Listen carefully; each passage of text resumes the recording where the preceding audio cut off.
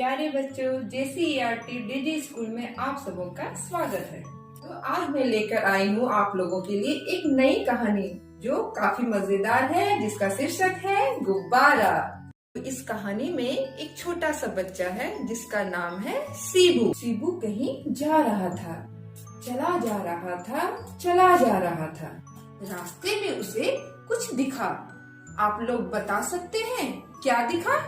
अरे वाह, गुब्बारा! लगा उसे फुलाने, फूंकता गया, इतना फूका कि गुब्बारा बड़ा हो गया, बहुत बड़ा। अरे ये क्या? वो गुब्बारे संग उड़ चला, उड़ता गया पहाड़ के ऊपर, बढ़ता गया जंगल और नदियों के ऊपर से बढ़ता गया। अरे बाप रे, पानी ही पानी, नीचे समुद्र। उड़ते उड़ते दूर, बहुत दूर चला गया। तो बच्चों, कौन चला गया? सीबू। ये क्या? वह उलटते पुलटते नीचे गिरता गया। अब क्या होगा? तभी उसकी नींद खुल गई। अरे नीचे बिस्तर है, तो क्या यह सपना था? मुर्गे की बांग सुनाई दी। तो बच्चों, मुर्गा बांग कैसे देता है? कुकड़ुकू। खिड़की से सूरज की किरणें आ रही थी। सीबू बिस्तर छोड़ चुका था। तो चलिए बच्चों, हमने इस कहानी में जिन चीजों के बारे में सुना, हम उन चित्रों को पहचानने का प्रयास करते हैं। सबसे पहले है गुब्बारा या बैलून। गुब्बारे बहुत रंगों के होते हैं ना, कुछ लाल तो कुछ हरे और कुछ पीले, बहुत सारे रंगों के। अगला चित्र है पहाड़। कुछ पहाड़ ऊंचे होते हैं, कुछ छोटे, और कुछ बर्फ से ढके होते हैं, जैसे हिमालय पहाड़। अगला चित्र है जंगल। जंगल में बहुत सारे पेड़ पौधे होते हैं और जानवर भी। आगे है नदी। नदी में क्या तैरती है? मछलियाँ। बिल्कुल सही। अगला चित्र है पलंग। आप पलंग पर क्या करते हो? सोते हो। अगला चित्र है मुर्गा। सीबू ने इस कहानी में किसकी बांग सुनी? मुर्गे की। बिल्कुल सही। ये किसकी तस्वीर है? घड़ी। अरे हाँ, सुबह सुबह ट्रंग ट्रंग करके कौन जगाता है? घड़ी। ये किसकी तस्वीर है? खिड़की। आप गिनकर बताएं कि आपके कमरे में कितनी खिड़कियां हैं, है ना?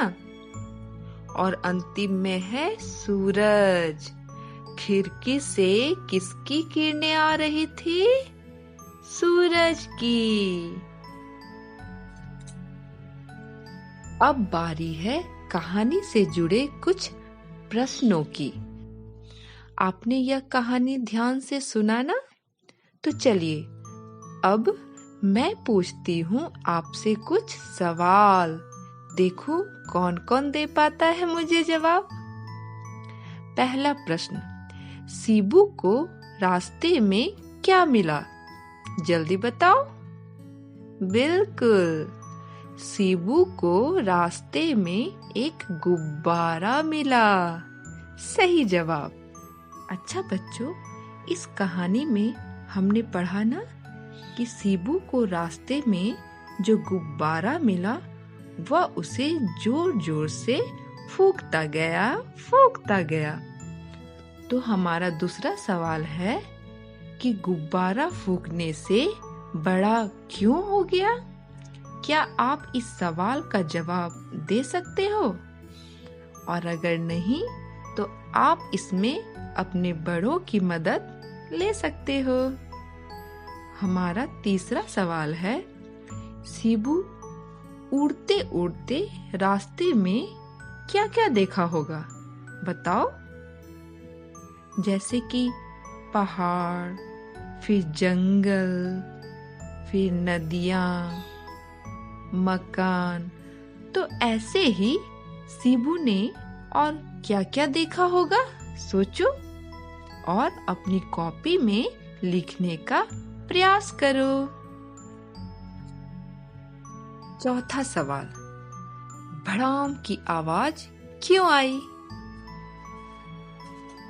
आपने सुना ना, कहानी में अचानक से एक भड़ाम की आवाज सुनाई दी। आप बता सकते हो कि वह आवाज क्यों आई?